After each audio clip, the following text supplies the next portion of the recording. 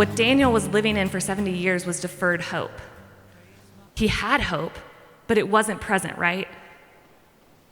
This is what our students are living in. They're living in a culture that tells them what you can understand, rationalism, right? This is a cultural narrative. If you can understand it, whatever makes the most sense must be real. So if it makes the most sense, then that must be what is real.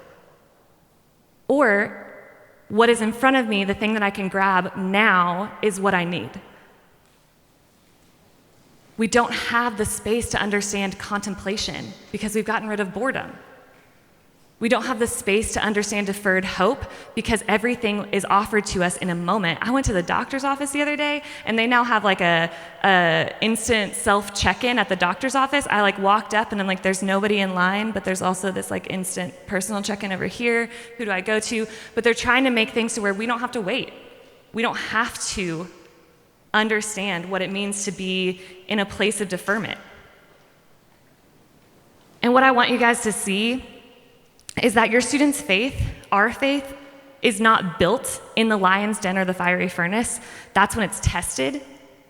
Our faith is actually built in the ordinary days, the days when we're preparing for what we know will come, when we are living toward that promise.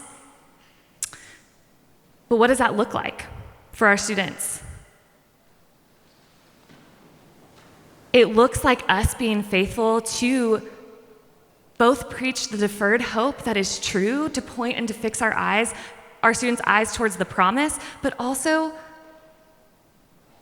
it involves us being faithful to proclaim what is true now, knowing that our students are seeking what is beautiful now, what is true now. Like, we don't just have deferred hope, right? We actually have a living hope. That's what 1 Peter tells us. Like, we have the both and. We are living in a time and in a place where we not only have a Christ who has died for our sins and rose from the grave, and that we're looking towards the resurrection of ourselves, but we actually have Christus Victor. We have Christ who has won the battle now, that our sins can be defeated now, that we can live in hope, in resurrection now. Our students need to hear that message, especially now. If all we're telling them is what is to come, that's going to be really hard for them to grasp. I'm not saying deny that, but also we need to really press into what do they have here and now? What is the hope that they have now? And then to be faithful, to point them to the promise, to teach them to live in the ordinary days.